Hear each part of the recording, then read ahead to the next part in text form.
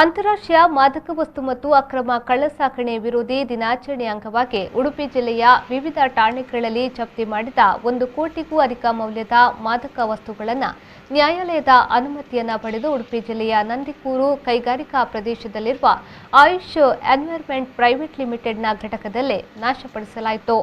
ಈ ಸಂದರ್ಭದಲ್ಲಿ SP Vishnuvardhan, ASP Kumar Chandra, DYSP Pramod Kumar, Kundapura DYSP Srikanth, Udupi DYSP Sudhakar Naik, Karkala DYSP S Vijayaprasad, ಮೃತ ನಿರೀಕ್ಷಕರಾದ ಮಂಜುನಾಥ್, ಸಂಪತ್, ಮಂಜುನಾಥ್ ಗೌಡ, ಪ್ರಮೋದ್ ಹಾಗೂ ಇತರ ಅಧಿಕಾರಿಗಳು ಉಪಸ್ಥಿತರಿದ್ದರು.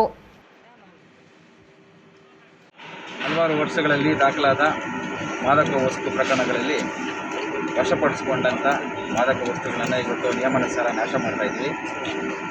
ಇದುವರೆಗೆ ನಾವು ಇವತ್ತಿನ ದಿವಸ 50 ಪ್ರಕರಣಗಳಲ್ಲಿ ವಶಪಡಿಸಿಕೊಂಡಂಥ ಮಾದಕ ವಸ್ತುಗಳನ್ನು ನಾವು ಇವತ್ತು ನಿಯಮಾನುಸಾರ ನಾಶ ಮಾಡ್ತಾಯಿದ್ವಿ. ಇದರಲ್ಲಿ 103.340 ಗ್ರಾಮ್ಸ್ ಗಾಂಜಾ, 101 ಗ್ರಾಮ್ ಹೈಡ್ರೋವೀಟ್ ಗಾಂಜಾ, 919 MDMA ಟ್ಯಾಬ್ಲೆಟ್ಸು, 990 LSD ಸ್ಟ್ರಿಪ್ಸ್, ಇದಿಷ್ಟನ್ನು ಸಹ ನಾವು ಇವತ್ತು ನಾಶ ಮಾಡ್ತಾಯಿದ್ದೀವಿ.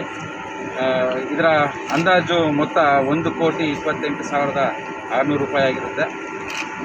ಕಳೆದ 19, 20, 21ರಲ್ಲಿ 19ರಲ್ಲಿ 7 ಪ್ರಕರಣಗಳು, 20ರಲ್ಲಿ 27 ಪ್ರಕರಣಗಳು ಹಾಗೂ 21ರಲ್ಲಿ ಕಳೆದ ತಿಂಗಳವರೆಗೂ 7 ಪ್ರಕರಣಗಳಲ್ಲಿ ನಾವು ವಶಪಡಿಸ್ಕೊಂಡಿದ್ದೇವೆ.